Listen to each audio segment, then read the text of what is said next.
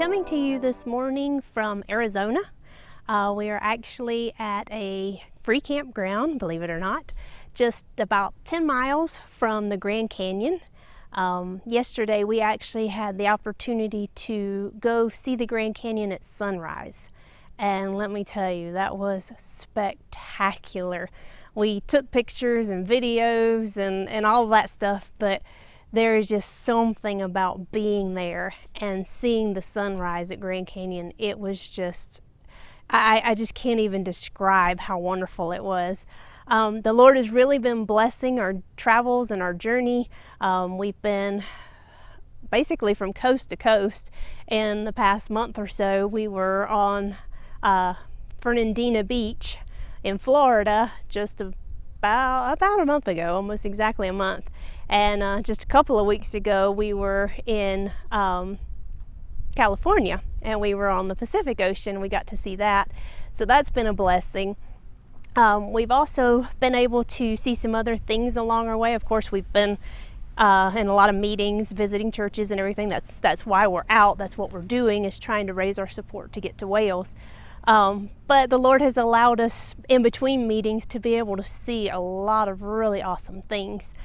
We were able to see the petrified forest, which was really, really cool, and the painted desert, which is all kind of part of that same area, but that was just fantastic. Again, just to see the variations in colors and rocks, and to see what has happened over time and how some of the trees have, in the way that they've petrified, they've formed crystals on the inside, and it was amazing.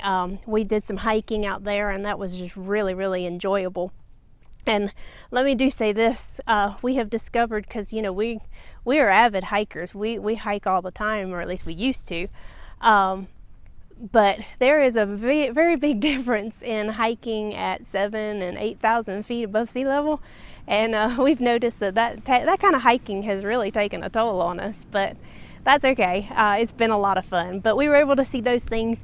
One of my favorite things we were able to do was we were able to go see the sequoias. And if you have never seen the sequoias, oh my goodness. Again, there are just no words to describe how enormous these trees are. I mean, you look at them and you tilt your head back and back and back and you just can't see the top of them. And they're so big around. I mean, it just takes you forever just to walk around them. There are trees where they've kind of split, and you can actually go and stand inside the tree and you still have all this room. It's crazy. I mean, it is just amazing how big they were, So the Lord has just really allowed us to see so many wonders of His creation, and it has blessed my heart to see it, and it has given me a bigger, I guess if you could say it that way, a bigger view of who God is and how mighty He is. Because when I was looking at the sequoias, and when I was looking at the Grand Canyon, and when I was looking at the petrified forest, and just seeing the mountains out here in the west and everything, just the beauty, I mean, you can see where I am right now. This is gorgeous. Just seeing those things just makes me think, okay, this is the creation. So how awesome must the Creator be? And it has really, really renewed and even given me new insight into how big and how mighty and how awesome God is. To have created things like this, I mean, what does that say about not only His power, but about His character, that He would create all of this for us? I mean, He doesn't need it. He doesn't dwell here, so to speak. He didn't create this for Him. He created it for us and for our enjoyment. And it's just been amazing to me. But I think what saddened me as we've seen these different things is to see the world's perspective of it. As we hiked the Grand Canyon yesterday, we did a trail that kind of went around some of the rim of it. We obviously didn't do the whole thing because that's a very long walk, but we did a good bit of it. But there's this whole thing where they have all these information boards and whatever, and it's walking the path of evolution. And it's just, the things are stated on there like they're fact. This is how old these are, and this is how this happened, and this is that, and this is that. And if you read this stuff, it really doesn't even make sense, because evolution doesn't make sense. But they are so intent on contradicting the Bible and contradicting God that they will spout all kinds of nonsense, and they don't care that it's nonsense. It's what they believe, or what they want to believe, or what they choose to believe, or what they choose to try to make others believe, just so that they don't believe the Bible, just so they don't believe God's word. And it was very disappointing to me, and please excuse all the cars going back and forth in the background. It's actually gotten very busy. Today is Saturday, so it's actually gotten very busy this weekend. The first couple of days we were here, we hardly saw anybody. But we actually still have a lot of space to ourselves. But anyway, the cars are kind of distracting. Anyway, it was disappointing to me to see how they just had this information out there like this is the facts. And it bothered me to see so many people reading them and going, oh, okay, and just accepting it as fact, instead of questioning, well, but this doesn't make sense, and could there be another explanation? And they just took it as at face value, and just took it as, okay, that's what they say, so that must be true. And it's not. It's really not. And I saw so many people,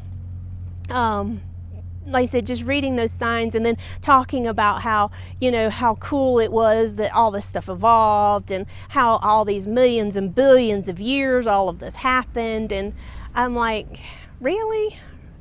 And I don't understand why people find it so easy to believe that, and yet so hard to believe the Bible, when so many things within the Bible the prophecies have come true. The stories in the Bible, like Noah's Ark and things, the parting of the Red Sea, science has proven those. There have been, findings of these things, and yet people still don't believe it, and I don't understand that. And the only thing I can figure is that their heart is so hard that they're blinded to the truth. One of the things that when we were at the sequoias, like I said, I just kept thinking, I kept looking at those trees, and I kept thinking, the phrase that just kept coming to my mind was, how big is God? Because these trees, as enormous as they were, are just one of his creations. I mean, it was just one of those things. He said, let there be trees, and there they were. I mean, so if his creation is that magnificent, what does that say about him? And that was what I kept thinking. But as we walked along and were, doing the different things and seeing the trees and doing the walks and everything, I kept hearing people say, can you believe nature made all this?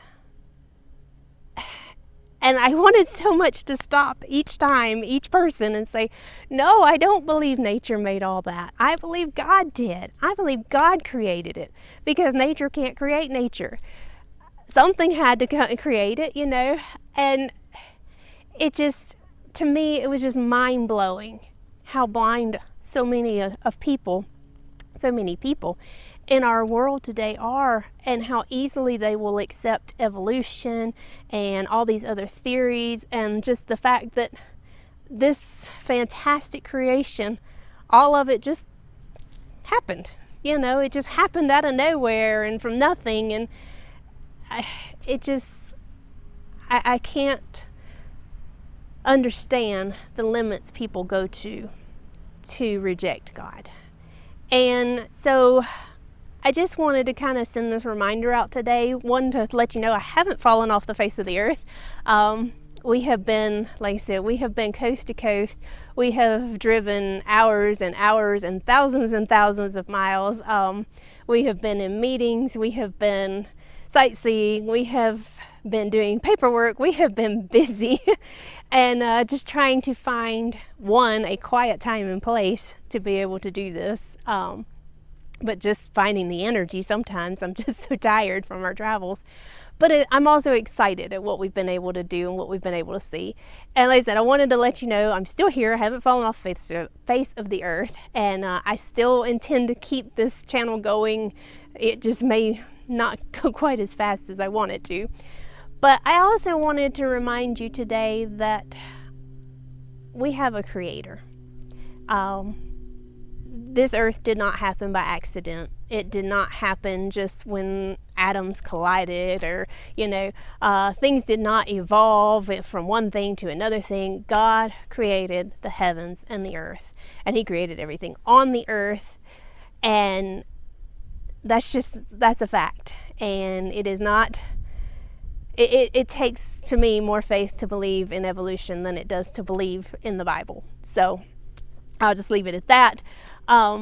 But if you don't believe in creation or whatever, that is your prerogative. But I urge you to check it out. I mean, study it out. Don't take my word for it. Don't take the evolutionist's word for it. Study it out for yourself. Study out creation. Study out evolution. See what makes sense. See what has facts and what just has opinions. Okay? I urge you to do that, because if we get it wrong from the very beginning, in the beginning, God created the heavens and the earth. Okay? If we get it wrong from the very beginning, we're just dooming ourselves to a life of confusion, and it's just going to be a mess, because we've started off all the way. We started on wrong information and on wrong premises and everything. So I urge you, like I said, if you don't know what you believe or what, please study it out. Don't just take people's word for it. But, the Bible says that the heavens declare the glory of God. And that's one thing we've seen out here in the West too that's so fantastic, that, and you can't even take a picture of it, is the stars. When you look up at the night sky out here, because there's not all the city lights and there's not all the smog and things that you get from the heavy, the cities and everything, it is so clear. And the sky is so black and the stars are so bright. It's breathtaking. And like I said, I can't even explain it. We tried taking pictures of it, and it just looks weird. You can't even tell. But to see that, how the heavens declare the glory of God, and to think that when the Bible is giving the account of creation, it talks about how God created the moon and the stars, or how he created the sun and the moon, I'm sorry. And then it says, and the stars also. And it's like, it was almost like an afterthought, and the stars also. But you look up at that sky and you think, and that was just kind of it was like no big deal to God. And it just amazed me. I mean, it really, really did amaze me. Just to see the sky, and to see that, I know there has to be a creator. And I'm so glad I know that creator. We were talking with a fellow at the Grand Canyon yesterday, and he was looking over the edge at one of the places, and he said, boy, I sure hate to fall off of that. And it's a long way down. And I said, but I'm glad I know where I'm going when I die. And he just kind of looked at me a little funny, and I just kind of wanted to leave him thinking about that. I do know where I'm going, and so I'm not worried about it. And I can enjoy this creation, not trying to figure out how many millions of years it took for it to evolve, but just knowing my God is so good and so mighty and so strong and so powerful that he just spoke this into existence, and here it was, and he said, it's good. It's good. And I just love that. So I wanted to leave that with you, and I wanted to leave with you one more thing, and I'll try to wrap this up. When we were standing at the top of the Grand Canyon, and you look out and everything, and I am scared of heights, so I try not to look down too much. I try to just look out, because out doesn't bother me. When I look down, I get really, really kind of queasy and dizzy. So I was trying not to look down too much, but there was something that kind of kept catching my eye as I was looking out. It kind of kept, and it made me look down. I just had to look down, and there were these little tiny black like squares and triangles, looked like they were just down there on the ground, and I thought, what is that? And I couldn't figure out what it was, because they were just little tiny and they were way down there, and I thought they almost looked like little solar panels, and kind of the way the light was reflecting whatever, I thought maybe there's some solar panels down there, but they just looked so small. So Jason got out the binoculars and looked down there, and he said, those are buildings. They're big buildings. And I looked at it again. I was like, there's no way. They're so small. And Jason said, no, they're buildings. They really are. They're really big buildings. He said, and you can actually see the people walking around down there. I didn't see people. I didn't see anything that looked like people, but I wasn't looking through the binoculars either. I was amazed. And I looked at it again and I thought, wow. And then I thought, that's how God, that's his point of view, okay? He is so high above us and so high above the earth and its situations and our lives and our problems and whatever, that when we're down there and we're looking at those buildings or life's problems, they seem big, they seem huge, they seem enormous. But from where God is up above, so high up above us, he's looking down and he's going, that's nothing. It's no big deal. He's like, it's really nothing. It's insignificant. Now he understands that it's a big deal to us, and because of that he cares and he will help us through it. I'm not saying that it's insignificant in that he doesn't want to help us. What I'm saying is it's insignificant in that to him it's such a small problem. To us it's enormous, it's bigger than we are, it's so big we can't even wrap our brains around it. But to him it's just this. It's just this little tiny, and he says, just trust me, because to me, the problem is this big. So God is not overwhelmed by this problem that seems too big or whatever, because it's not for him. Because from his perspective and from his viewpoint, it's just a little thing. But he's promised to help us with it anyway. He's promised to see us through. He's promised to care for us and to help us overcome the problems that, like I said, to us, I think of Jericho. It's just like this defensible city, with the walls, and there's no way you could get in. It's too big. And yet God just brought the whole thing crumbling down. And he said, that was no big deal. It was nothing. And as we looked down at those buildings yesterday, I thought about how that's God's perspective, on our issues and our problems that seem so big and so overwhelming to us. God says, child, don't worry about it. It's no big deal. I've got this. And like I said, there was just something about seeing all this stuff, this creation, and the verses that came to my mind as I was looking at things, the quotes from songs, I kept thinking about, as I was looking at that Grand Canyon, how deep the Father's love for us.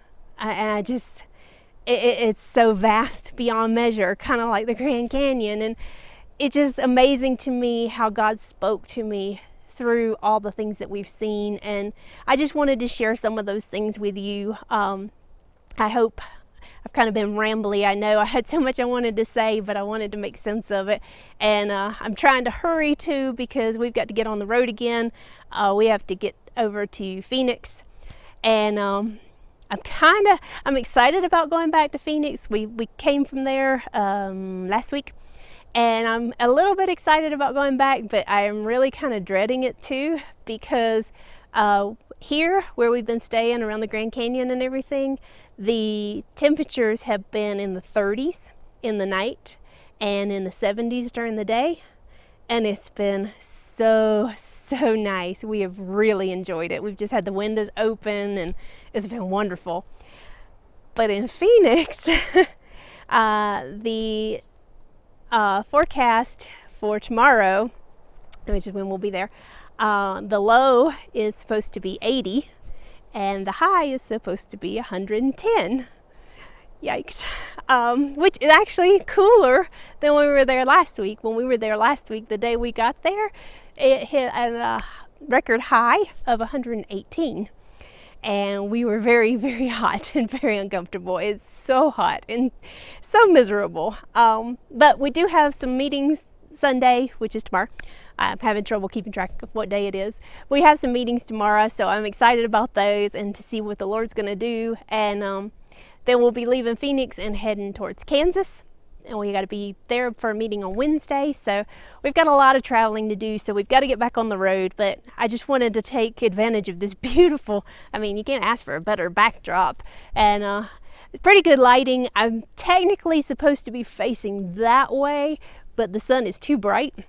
So my lighting is not perfect, but that's okay. But you just, like I said, you can't ask for a better studio than this, other than of course the traffic that was going back and forth. But I wanted to take advantage of this before we left, and just share those things with you that we've learned, and hopefully it won't be too long before I'm back with you and have some more things for you.